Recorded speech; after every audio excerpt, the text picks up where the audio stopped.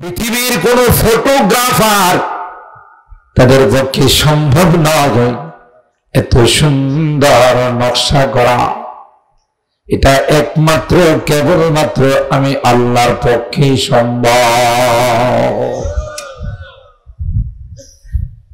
দেহাত নত ফারা সুরতে চুপড়ি, দেহাত নত ফারা সুরতে চুপড়ি, के कर बस्ते बर आवे सूरत गिरी, के कर बस्ते बर आवे सूरत गिरी। नापाक एकटा नुतफार मध्य, नापाक एकटा पानिर मध्य आल्लाह करे, धीरे धीरे तार मध्य आमी आल्लाह कारिगरी करছি। वलक़द खलक़नाल इंसान मिन सुलालतिन मिन तीन थुम्मा जअलनाहु नुतफतन फी क़रारिन मकीन थुम्मा खलक़नान नुतफता अलक़तन फखलक़नाल अलक़ता मुदग़तन فخلقنا المضغة عظاما فكسونا العظام لحما ثم أنشأناه خلقا آخر فتبارك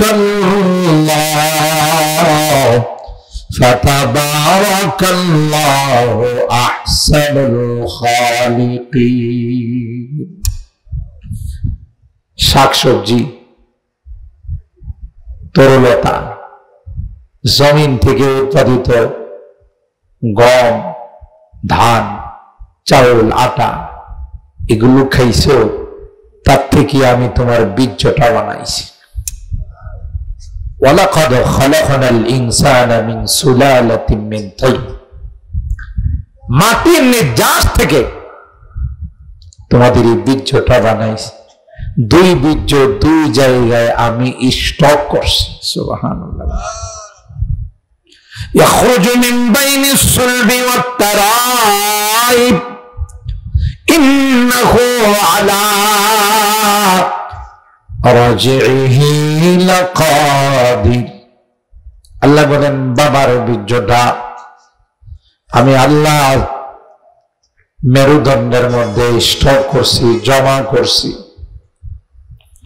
মার বীর্যটা সিনার মধ্যে জমা করছি। সুবহানাল্লাহ।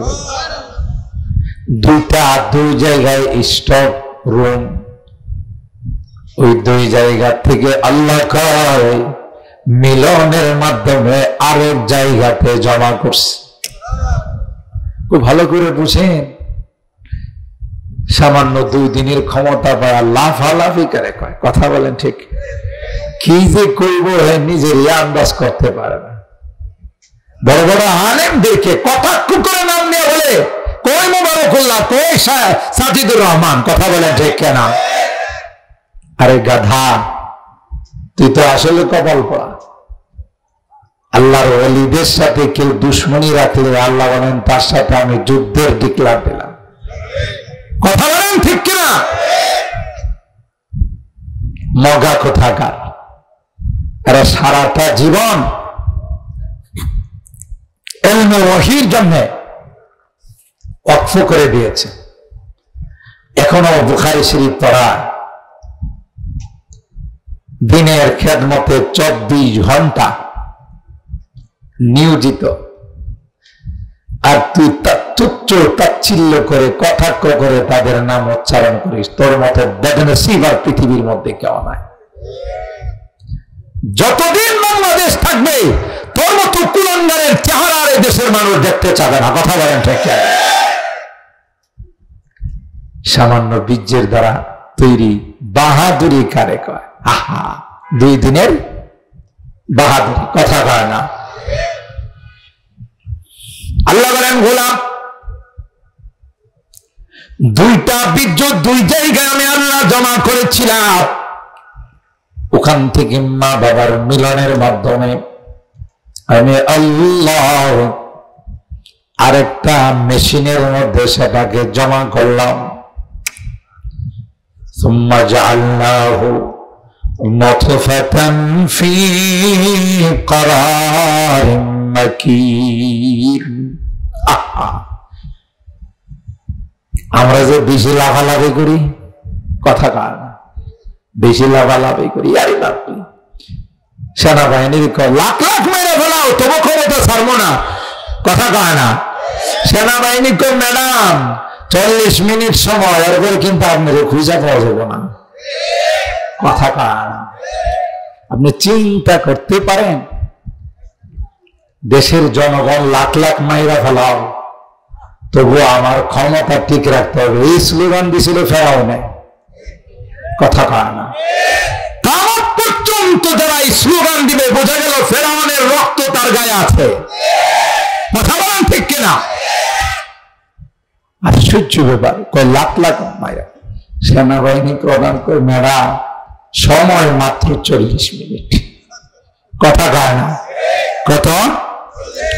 তাহলে জাতির উদ্দেশ্যে একটু ভাষণ লিখে দেওয়া যায়, এই সময়ও নাই, তাড়াতাড়ি কিছু কাপড় চোপড় নিলে রেডি হন, নাইলে কিন্তু খুঁজে পাওয়া যাবে না। ব্যবস্থা কে করছে? আরো জোরে বলেন কে? আফসোস, আফসোস, 2 দিনের ক্ষমতা দেওয়ার মালিককে, ইজ্জত দেওয়ার মালিককে, জিল্লতি দেওয়ার মালিককে, এটা ভুলে যায়। নিজেরই খোদা দাবি করে, যেমন ফেরাউন খোদা দাবি করছিল। শক্তির মালিককে, ক্ষমতার মালিককে, অত দিল্লু অত ইজ্জু মান তাশা অত দিল্লু মান তাশা বিয়াদিকাল খায়র। এই জন্য বারবার কোরআনে কারীমে আল্লাহ জাল্লা জালালুহু আমাদের পূর্বের ইতিহাস স্মরণ করায় দেয়, যে জাতি তার ইতিহাস ভুলে যায় ওই জাতির কপাল পড়ে। বুখারী শরীফের হাদিস, একজন অন্ধ, আর একজন হলো টাকপড়া, আর একজন সেবিদি বেমার। 3 জনকে 3টা ওষুধ দিছেন কে? আরো জোরে বলেন। আমি বলছিলাম না প্যান্ডেলে জায়গা হবে না, আর একটু আগান, একটু জায়গা করে দেন, এই যে বানুতে একটু আগাই যান, একটু আগান, ইনশাল্লাহ দেখা যাবে। আল্লাহ আল্লাহ, সবাই মোনাজাতে শরীক হওয়ার জন্য আসতেছে, আমরা তাদের একটু জায়গা করে দিলে আল্লাহ জান্নাতে জায়গা দিবে। সুবহানাল্লাহ। কোথায়? জান্নাতে জায়গা দিবেন। তাফাসসাহু ফিল মাজালিস ফাফসাহু ইয়াফসাহিল্লাহু লাকুম। আল্লাহ বলেন, তোমরা মাজলিসের মধ্যে, তাফসীরের মধ্যে আরেকজনকে বসার জায়গা করে দাও, তোমাদের জন্য আল্লাহ জান্নাতে জায়গা করে দিবেন। সুবহানাল্লাহ, জোরে গান। আল্লাহ আমাদেরকে বারবার আমাদের অতীতের ইতিহাস স্মরণ করে 3 বেটারে 3 রোগ দিছে। একবার কি অন্ধ, আরেকবার কি টাকপড়া, মাথার চুল থাকে না, টাকলা, ওই যে টাকলা মোরাদের কথা কি ভুলে গেছেন? আরে এই টাকলা, মাথায় চুল নাই। আরেকবারের সেবিদি বেমার, সারা শরীর সাদা হয়ে গেছে। আল্লাহ পরীক্ষা করার জন্য হযরত জিবরাইলকে পাঠাইছে, যাও এদের কাছে যাও, আমি একটু পরীক্ষা করি। অন্ধ ব্যক্তিরে বললেন, ভাই আপনার কাছে কি সবচেয়ে প্রিয়, কোন জিনিসটা সবচেয়ে গুরুত্বপূর্ণ? বুখারী শরীফের হাদিস। বলল, ভাই আল্লাহ যদি আমার 2টা চোখ খুলে দিতেন, দৃষ্টি শক্তিটা ফিরিয়ে দিতেন, আমার আর কিচ্ছু দরকার নাই, দুনিয়াটা কেমন একটু দেখতাম। সুবহানাল্লাহ। চোখ নেওয়ার মালিককে, দেওয়ার মালিককে আল্লাহ। চাইলে আল্লাহ দে। আল্লাহর এক বান্দা, রিসেন্টলি ঘটনা মিডিয়াতে আসছে, আফ্রিকা থেকে আসছে, অন্ধ, খানায় কাবার ধরে ধরে কান্দে, কয় আল্লাহ আর কিছু দরকার নাই, তোমার কাবার দেখবার জন্য চোখটা খুলে দাও।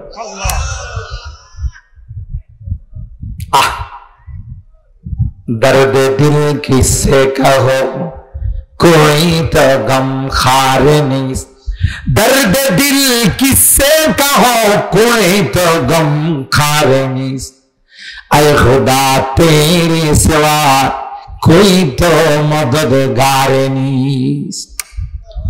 ওই আল্লাহর বান্দা খানায় কাবার মধ্যে ধরে কান্দে আর কয় আল্লাহ আর কোনো কিছু দেখার আমার শখ নেই, অনেক দূর থেকে অনেক টাকা খরচ করে আসছি রে, শুধু তোমার ঘরটা এক নজর আমাকে দেখাই দাও। দিলের দরদ নিয়ে বলছেন, উপস্থিত জনতা কয় তার দিলের দরদের কথাটা মালিক শুনে ফলাইছে। সুবহানাল্লাহ। একে চশমে জদন গাফিল আজা শাহ নবাসী, একে চশমে জদন গাফিল আজা শাহ নবাসী, শায়দ কি উনগা কুনাদা গাহ নবাসী। কোন সময় যে রহমতের বৃষ্টি পড়ে যাবে পারুলিয়া পাড়ার যুবকদের উদ্যোগে তাফসীর মাহফিলে শেষ দিনে আখিরি মোনাজাতে যদি আল্লাহর রহমতের বৃষ্টি পড়ে যায় সব মাসুম হয়ে বাড়িতে ফেরত যাবে। ঠিক কিনা বলেন? আর একটু বাড়াবো, আর একটু বাড়াবো। কারণ মালিকের রহমতের দৃষ্টি কখন যে কার উপর পড়ে যায় বলা যায়। ঠিক কিনা বলেন? অন্ধ ব্যক্তিকে হযরত জিবরিল আমিন জিজ্ঞাসা করলেন, কয় ভাই আমার চোখটা যদি আল্লাহ ফিরাইয়া দিতে, বাস এটাই সবচেয়ে আমার চাওয়া পাওয়া। হযরত জিবরিল আমিন তার চোখের মধ্যে হাত বুলাই দিয়েছেন, সাথে সাথে আল্লাহ চোখ ভালো করে দিয়েছেন। আল্লাহর একজন পয়গম্বর ছিলেন, যার নাম ছিল ঈসা রূহুল্লাহ। আমাদের আগের যিনি পয়গম্বর ছিলেন 570 বছর মাঝখানে গ্যাপ ছিল, এটাকে ফাতরাতে ওয়াহি বলে। ওহি ছিল না, নবী ছিল না, এটা একটা গ্যাপ ছিল, গ্যাপ, ফাঁকা ছিল। হযরত ঈসা রূহুল্লাহ মুজিজা ছিল ওয়া উবরিউল আকমাহা ওয়াল আবরাসা ওয়া উহিল মাউতা বিইذনিল্লাহ। জন্ম অন্ধের চোখে হাত বুলাই দিলে সাথে সাথে চোখ ফিরা পাইত। এটা ছিল ওনার মুজিজা। এভাবে কুষ্ঠরোগীর গায়ে হাত বুলাই দিলে নতুন চামড়া গজায় উঠত। আর আসছে সুবহানাল্লাহ। এমন কি আল্লাহ ওনাকে এমন মুজিজা দিয়েছিলেন, মৃত ব্যক্তির যদি যায় কইতো কুম বিইذনিল্লাহ, আল্লাহর নামে তুমি দাঁড়িয়ে যাও, সাথে সাথে দাঁড়িয়ে যাও।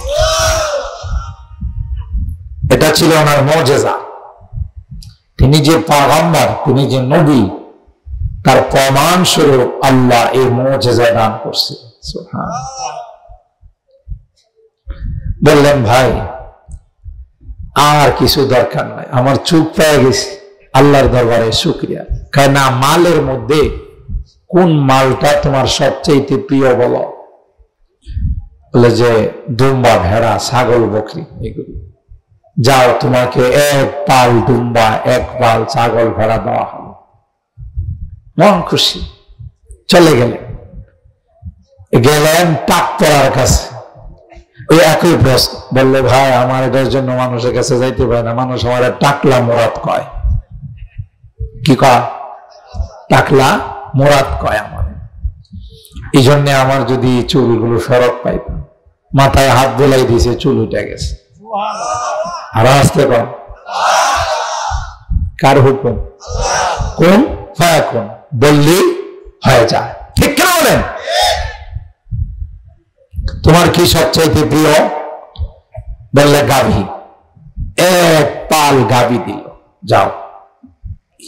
লাস্টে যে সেবিটি বেমার কুষ্ঠরোগী কার কাছে গেল, বললো যে ভাই মানুষের মিটিংয়ে মিছিলে যাইতে পারি না, যাদের কাছে যায় এরাই ঘৃণা করে, আমার চামড়াটা যদি আল্লাহ পাল্টাই দিত। হাত বোলাই দিছে, বোলাই দেওয়ার সাথে সাথে নতুন চামড়া গজায় গেছে। তোমার কাছে সবচেয়ে প্রিয় কি? উট। দিল এক পাল, উট দিয়া দিল, চলতেছে খুব আরামে আয়েসে, মনে করেন রেডিমেড মাল পাইছে, বুঝেন না? কি পাইছে? রেডিমেড মাল পাইছে, তৈরি মাল পাইছে। পরে আবার ফকিরের বেশে আসলো, আয়সা উটওয়ালারে কইতেছে, ভাই আমি একজন মুসাফির, আমার বাড়িতে যাওয়ার কোনো সম্বল নাই, তো আপনি যদি দয়া করে একটু আমার হেল্প করতেন, সহযোগিতা করতেন, তাহলে কোনো মতে আপনার এদের উপরে নির্ভর করে আমি বাড়িতে যাইতে, আল্লাহর নামে আমার একটু দেন, আল্লাহর দেওয়া নেয়ামত থেকে আমার একটু দান করেন। কে আল্লাহ দিছে? আমি বাপ দাদার আমল থেকে, কাবেরা নান কাবিরিন শব্দটা বুখারী শরীফে এরকম আসছে, বাপ দাদার আমল থেকে আমি জমিদার। চিন্তা করেন কত বড় গাঞ্জাখোর। এই গাঞ্জাখোর বাপ দাদার আমল থেকে বলে কি? ওয়াকানাল ইনসানু কাফুরা। কোরআনে আল্লাহ বলেন মানুষ নিমক হারাম, আগে কি ছিল এটা স্মরণ রাখে না, পরে সব ভুলা যান। কথা বলেন ঠিক কিনা? তোমার সাথে লাগে কেনা? কথা কয় না। আর কথাবার্তার সাইজ, চাল চলনের সাইজ দেখলে মনে হয় একটা ছোটখাটো রাজা বাদশা। আর একটু যদি নামাজ কালাম না পড়ে তাহলে তো বাবারি বাবা, মোবাইল 2টা, সিগারেটের প্যাকেট 3টা, গলার মধ্যে চেইন স্বর্ণের। কথা বলেন ঠিক কিনা? আর দামি লুঙ্গি লাগায় যে হাতে, লুঙ্গি তো পায়ের নিচে 3 হাত থাকে, তার পিছনে আছে 4-5 জন, কারণ গেলেই চা খায়, কি খাবে খা, বড় লোক, বুঝেন না? আপনি যদি জিজ্ঞাসা করেন উনি কে, উনি এলাকার সাহেব। কথা কয় না? সাহেব না হলে কি দেখেন 2টা সিগারেটের প্যাকেট হাতে, 2টা আইফোন হাতে, আবার গলার মধ্যে দেন না স্বর্ণ। বেড়া কম রক্ত কোথাকার। কি ছিলে বানাইছেন কে? দিয়ে ধন দেখে মন, কেড়ে নিতে কথা কয় না, কথা ঠিক কিনা বলেন? আল্লাহ এগুলি দিয়ে পরীক্ষা করে। সকালবেলার ধনী রে ভাই, ফকির সন্ধ্যাবেলা, এবার ভাঙ্গে উপার গড়ে, এই তো নদীর খেলা। একদিক দিয়ে পার ভাঙতে পারতে পুরো এলাকা কি এলাকা, ইউনিয়ন কে ইউনিয়ন, থানা কি থানা, সব আশ্রয়হীন। আরেক জায়গায় যাওয়া সানি বান্ডা প্লাস্টিক দিয়া থাকে, আরেক দিক দিয়ে দেখেন চোর গায়া গেছে। এবার ভাঙ্গে উপার ঘরে, এই তো নদীর খেলা। সকাল বেলার ধনী রে ভাই, ফকির সন্ধ্যাবেলা। আমি আপনাদের কি বলেছিলাম? হাকিমুল উম্মত মুজাদ্দিদে মিল্লাত শাহ আশরাফ আলী থানভী রাহমাতুল্লাহি আলাইহি ওনার এক কিতাবের মধ্যে লিখেন একটা ঘটনা, আল্লাহর কুদরত বোঝার জন্য ঘটনা বর্ণনা করেন।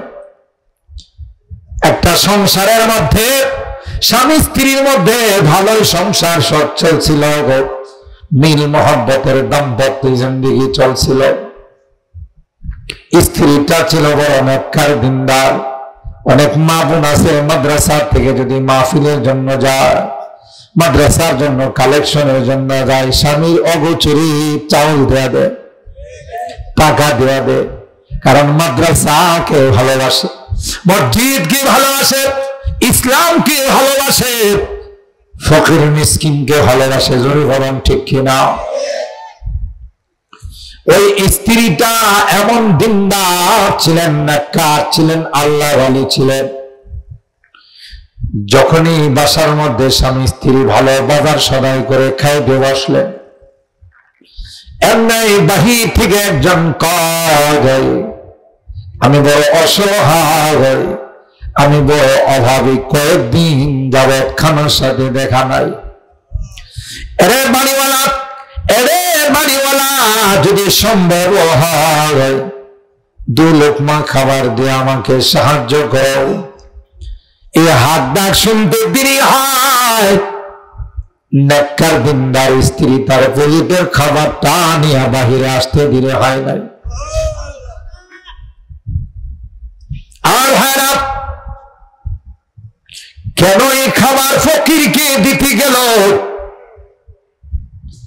স্বামী তার উপরে রাগয়া কয়, এদিকে তোর বাপের টাকা আছে না? এই জাতীয় কিছু জল্লাদ মার্কা স্বামী। কোনো কিছু হলে, তরকারিতে একটু লবণ হলে হাত দিয়া মারা শুরু করে। সাবধান, সাবধান, স্ত্রীর গায়ে হাত উঠায়েন না। আমার নবী জীবনে কোনোদিন আম্মা জানদের গায়ে হাত উঠায় না। নবীও কয়, যারে নিয়ে তুমি সংসার করবা, 24 ঘন্টা যার সাথে তুমি চলবা, তাকে যদি প্রহার করে, তাকে যদি মারধর করে, কি করে তার সাথে রাত্রি যাপন করবা? তোমার কি লজ্জা নাই? তোমার কি শরম নাই? কথা কয় না। আল্লাহ নবী কোনদিন আম্মা জানদের গায়ে হাত তুলেন না। হ্যাঁ, স্ত্রী যদি তোমার কথা না শোনে, স্ত্রী যদি ঠিক মতো নামাজ না পড়ে, স্ত্রী যদি পর্দা মেনটেন না করে, স্ত্রী যদি হারাম কাজ করে, মোবাইল নিয়ে সারাদিন হ্যালো হ্যালো করে, আরেকবারের সাথে ফেরেন করে, কথা বলে না, এরকমের আছে না নাই? এরকমের অনেক অশৃঙ্খল মেয়ে আছে, স্বামী বিদেশ থেকে কষ্ট করে টাকা পাঠায়, মোবাইলের টাকা ভরে আরেকবারের সাথে ফেরেন করে, কথা কয় না। এ মা, এ মা, না না, তোমার মতো নিমক খারাপ আল্লাহর জমিনে দ্বিতীয় কেউ নাই। স্বামীর খাও, স্বামীর বউ, স্বামীর সবকিছু খরচ করো। জানো তোমার স্বামী কত কষ্ট করে তোমাকে একটু সুখে রাখার জন্যে, তোমাকে একটু ভালো রাখার জন্যে, তোমার সন্তানগুলো যেন ভালো থাকে। তাই সৌদি আরবের মতো রাষ্ট্রে দুপুরবেলা রৌদ্রে পুড়ে সুন্দর চেহারাটা রৌদ্রে পোড়ার কারণে কালো হয়ে যায়, দেশে আসলে চিনা যায় না। এ ভাই, তুমি না কত সুন্দর ছিলা। স্ত্রীর একটু সুখে রাখার জন্য, বাল বাচ্চাগুলোকে একটু সুখে রাখার জন্য নিজের জীবনের দিকে তাকাই না। তুমি যদি তার এই উপার্জন, তার কষ্টের কামানো টাকা দিয়া, উপার্জিত সম্পদ দিয়ে যদি তুমি হারাম কাজ করো, তাহলে তোমার মতো নিমক খারাপ আল্লাহর জমিনে দ্বিতীয় কেউ নাই। তোমার শাসন করার কথা আছে। ওয়াল্লাতী তাখাফুনা নুশুজাহুন্না ফাইযুহুন্না ওয়াহজুরুহুন্না ফিল মাদাজি। কোরআনে আল্লাহ বলেছে, এই জাতীয় যদি নষ্ট হয়, বুঝেন না, যার একবার হয় না, কয়েকবার লাগে, এটা কি ভালো না নষ্টা? এটা কি চরিত্রবালী না চরিত্রহীন? চরিত্রহীন। এর ঘরে যে সন্তান হবে, এটা আরো বড় চরিত্রহীন হবে। কথা পায় না। যারা সেনা করে, প্রেমের মধ্যে পড়ে অবৈধ সম্পর্ক করে, হাদিসের মধ্যে কয় কিয়ামতের কঠিন ময়দানে তাদের লজ্জাস্থানে বিষাক্ত সাপগুলো কামড়াইব। আরো আসতে নাউজুবিল্লাহ কয়। কোন কোন বর্ণনায় আসে, না না, দুইজনের লজ্জাস্থান থেকে দুর্গন্ধযুক্ত পুঁজ পড়তে থাকবে। গোটা কিয়ামতের ময়দানের মানুষগুলো দেখবে, হায় এই বদনসিবের দল কারা, যাদের লজ্জাস্থান থেকে দুর্গন্ধযুক্ত পুঁজ পড়তেছে। বলা হবে, আর কেউ নয়, প্রেম প্রীতির যুগল, যারা প্রেম প্রীতি করে অবৈধ সম্পর্ক করছে। তুমি বুঝবা না, পয়গম্বর মেরাজের রজনীতে, আল্লাহর হাবিব মেরাজের রজনীতে গিয়ে দেখে একটা আগুনের চুলা। এই চুলার আগুনগুলো যখন উপরে আসে, কিছু ল্যাংটা মানুষ উপরে আসে। সমাজের মধ্যে কিছু ল্যাংটা সা আছে না? ল্যাংটা বাবা, কি বাবা, দেখবেন এর পিছনে হাজার হাজার মানুষ দৌড়ায়। কি এর পিছনে দৌড়াস কাক, ইশারা না পাইলে কি অফিস আদালত খুললা ফেলাইছে। কথা কয় না। হ্যাঁ বলে ইশারা পাইছে। কি পাইছে? আমিও বলি কথা ঠিক বলছো, ইশারা পাইছে। কার ইশারা? কথা কয় না। ইবলিসের ইশারা, ইবলিসকে খুইলা ফেলা। কথা কয় না। আল্লাহর হাবিব দেখেন কুয়ার মধ্যে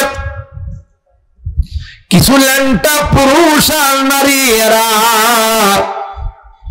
আগুন যখন উপরের দিকে আসে, ল্যাংটা হয়ে উপরের দিকে আসে, নাউজুবিল্লাহ। আবার আগুন যখন নিচের দিকে যায়, তাদেরকে আবার নিচের দিকে নিয়ে যায়।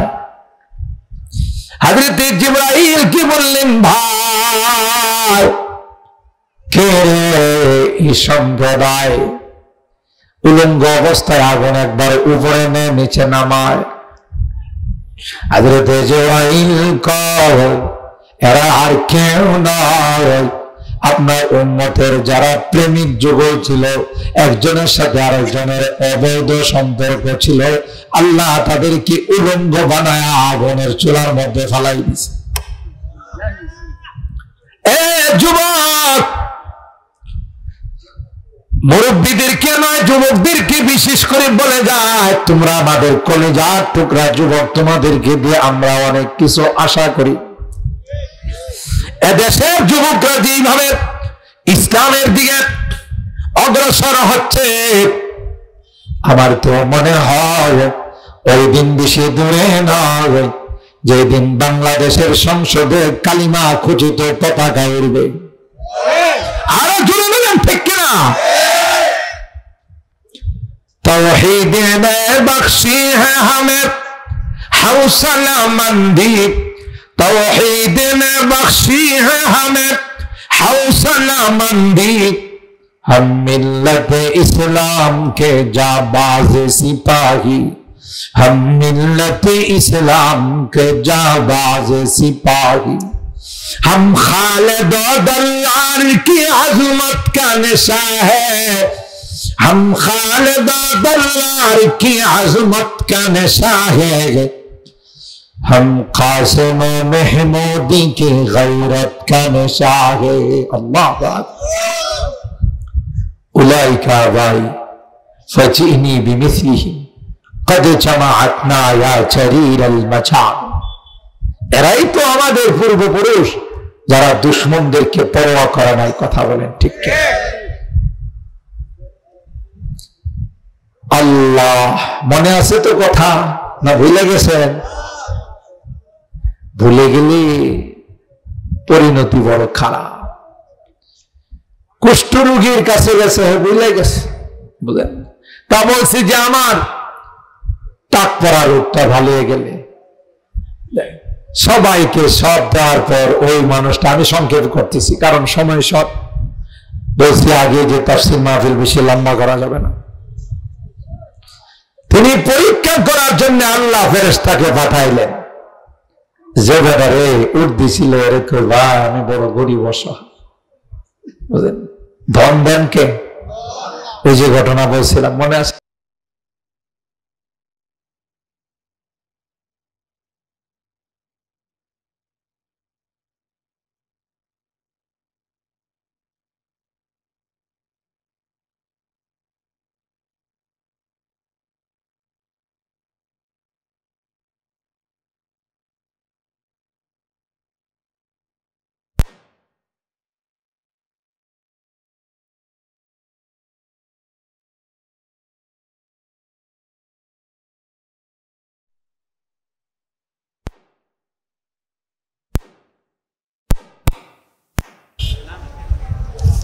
أولا يذكر الإنسان أنا خلقناه من قبل ولم يك شيئا فوربك لنحشرنهم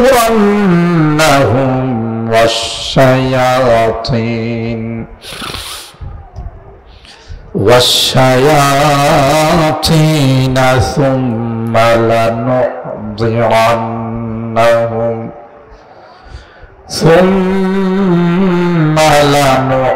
لنحضرنهم حول جهنم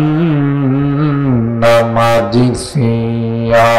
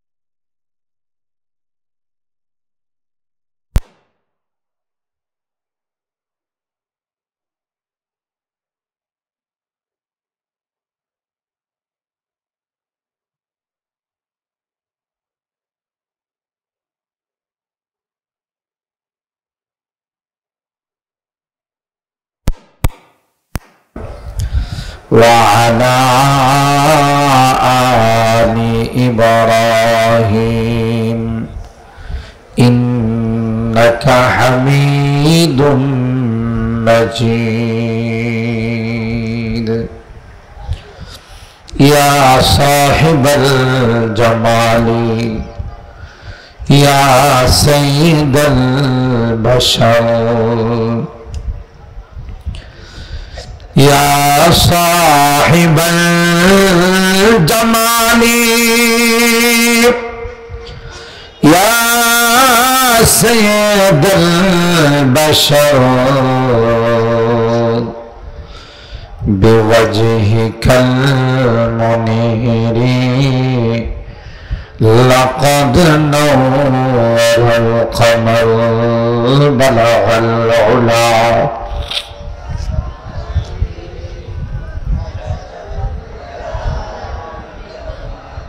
حسنت جميع خصاله صلوا عليه وآله محمد بشر ليس كالبشر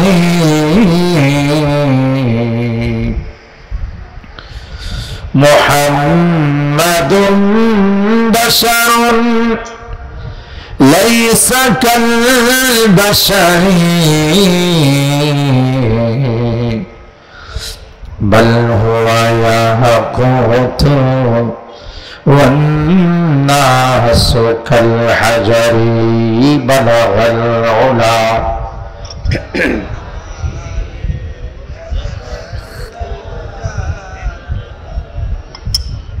حسنت جميع خصاله صلوا عليه وآله. اللهم صل وسلم دائما أبدا على حبيبك خير الخلق كلهم.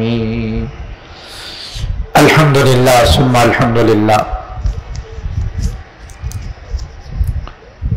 সোহেলপুর পারলিয়াপাড়া যুব সংগঠনের উদ্যোগে আয়োজিত 19তম 4 দিনব্যাপী তাফসীরুল কোরআন মাহফিলের আজকের শেষ দিনের সম্মানিত সদর হযরতে উলামায়ে কেরাম, বরাদারান ইসলাম, পর্দার আড়ালের মা ও বোনেরা, আল্লাহ পাকের দরবারে লাখো কোটি শুকরিয়া যে রব্বে কায়নাত গত 3 দিনের মতো আজকেও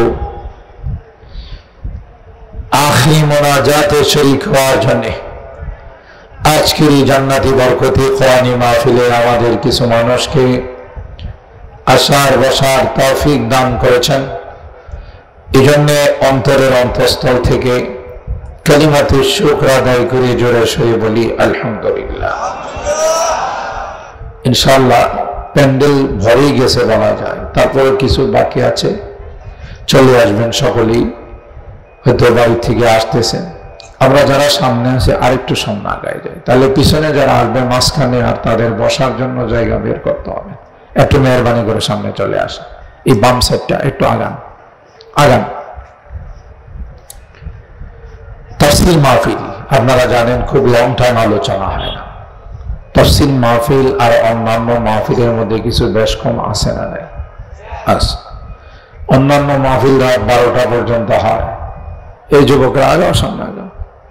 অন্যান্য মাহফিল 12টা 1টা পর্যন্ত হয়, তাফসীর মাহফিল 10টা 10:30টার উপরে যায় না, ঠিক কিনা বলেন? আজকের মাহফিল ইনশাআল্লাহ এই টাইমের ভিতরে শেষ হয়ে যাবে। যারা মনে করতেছেন আরো 1 ঘন্টা পরে যাবো, আয়সা দেখবেন যে দোয়া হয়ে গেছে। এই জন্য আর কাল বিলম্ব না করে, দেরি না করে দ্রুত চলে আসো ইনশাআল্লাহ। আমরা কিছুক্ষণ আলোচনা শুনি, আখির মোনাজাতের দিকে যাব। আল্লাহ আমাদেরকে শেষ পর্যন্ত কোরআনে কারীমের তাফসীর শুনে মোনাজাত করে যাওয়ার তৌফিক দান করুন। এখানে আমি অনেক দিন যাবত আসতেছি, আগে 3 দিন, পরে 2 দিন, এবার তো আরো শর্ট হয়ে গেছে। কি করব, সারা দেশে প্রোগ্রাম দেওয়া লাগে।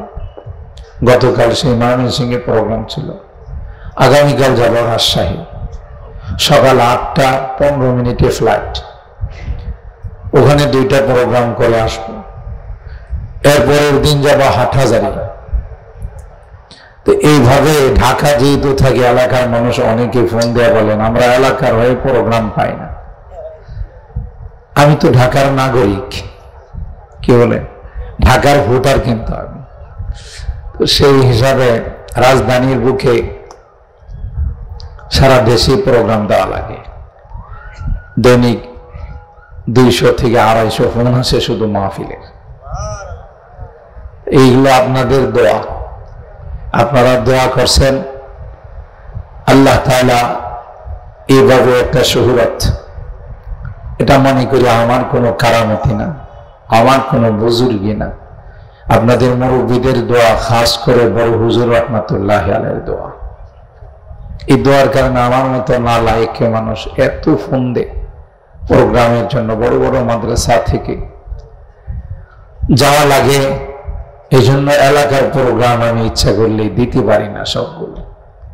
আমি বারবার ফোন দিছে যে হুজুর আপনি আগে 3 দিন দিতেন, এখন কি 2 দিন দিবেন? সেক্রেটারি আমি বললাম যে না রে বাবা, আমার 2 দিন দেওয়া সম্ভব না।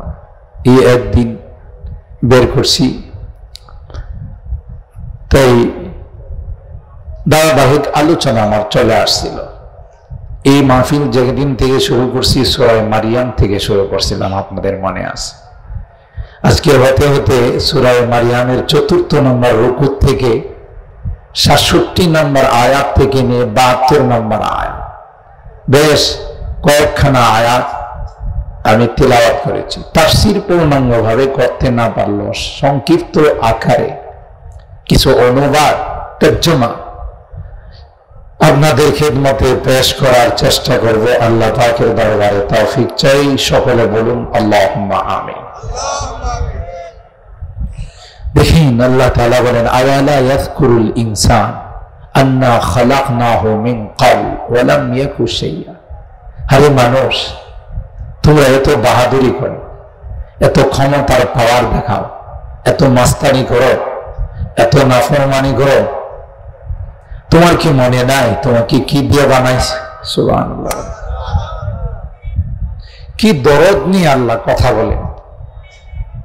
তোমার কি মনে নাই আন্না খালাকনাহু মিন ক্বাবল, তুমি কিন্তু কিছুই ছিল না, আজকে সুন্দর দেহের মালিক, সুঠাম দেহের মালিক, সুন্দর আকৃতির মালিক, টল ফিগার, প্রিন্স, যুবরাজ। তুমি এলাকাতে চলো, মনে হয় তোমার সঙ্গে আর কেউ লাগবে না, কিন্তু তুমি কি কোনোদিন চিন্তা করেছ কিসের দ্বারা তোমাকে বানাইছে? সুবহানাল্লাহ। হাল্লাতাল ইনসান হিনুম মিনাদ দাহর লাম ইয়াকুন শাইআম মাযকুরা। তোমাদের উপরে এমন একটা কাল অতিবাহিত হয়েছে, যেই সময়টা কেউ তোমাদেরকে নিয়ে আলোচনা করত না, কেউ তোমাদেরকে নিয়ে গবেষণা করত না, মুখের মধ্যে উচ্চারণ করত না। লাম ইয়াকুন শাইআম মাযকুরা। সভ্য সমাজে, ভদ্র সমাজে তোমাদেরকে নিয়ে কেউ কোনো আলোচনার মজলিস বসাইত না, কারণ একটা নাপাক পানির উপর আমি আল্লাহ কত সুন্দর নকশা করে দিয়েছি। পৃথিবীর কোন আত্মেন, পৃথিবীর কোন আকাশ